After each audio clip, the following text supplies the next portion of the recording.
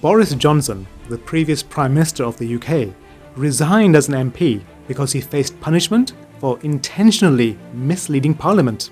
He had repeatedly said that his Downing Street parties hadn't breached the strict COVID lockdown rules in place at the time.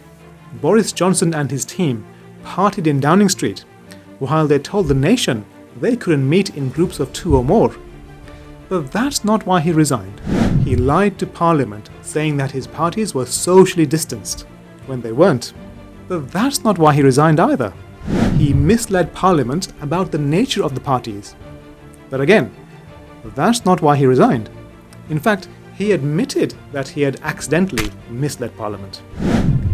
The investigation into whether he had intentionally misled Parliament lasted more than a year, and the conclusion was yes, he had intentionally misled Parliament.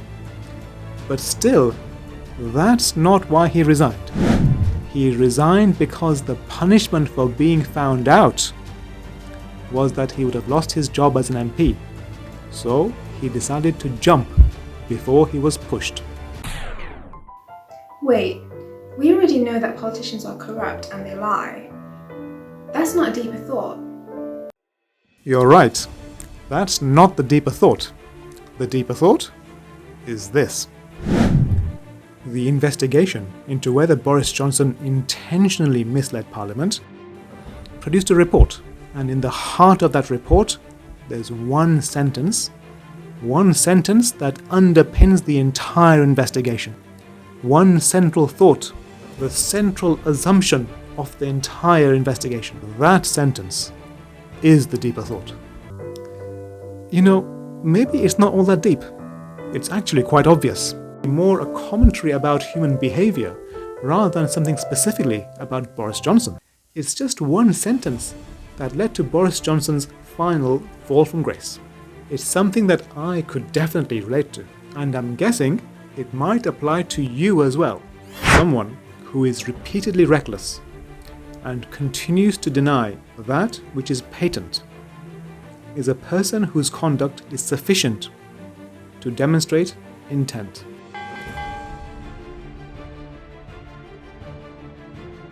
Boris Johnson repeatedly said that his advisors had told him that his parties had not breached the lockdown rules. His advisors misled him when he himself went to the parties. He thought everything is fine, but he made a genuine mistake. Some parties he went to, he thought this isn't even a party. When Boris Johnson misled Parliament, he wasn't even aware that he was misleading Parliament. Boris Johnson is actually the victim in all this.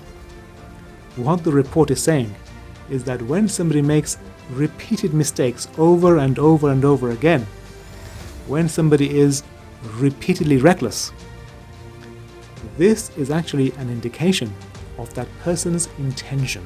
In Boris Johnson's case, his repeated mistakes, his repeated excuses, his repeated victim mentality are actually proof that he intended something else. He intended to mislead. I want to go to the gym every day, but somehow it just doesn't happen. Is it raining? It's just too cold. I think I've broken my knee. You could say that I am so repeatedly reckless about actually turning up at the gym that it shows my intention is not to go every day, but to go whenever I feel like it. And when I think about it, there's actually quite a few things that I am repeatedly reckless about. Replying to emails, cutting back on spending, driving carefully, being on time for appointments, eating healthily. I convince myself that I have some quirky, cute, harmless personality traits, just like Boris Johnson, taking liberties with the truth. But actually, we are both being repeatedly reckless. So you should ask yourself, what are you repeatedly reckless about? And what does that say about the seriousness of your intention? And could we become better people by fixing our intention rather than covering it up with acts of repeated recklessness. Now that's a deeper thought. I don't like political jokes. Why? Quite often, they end up getting elected.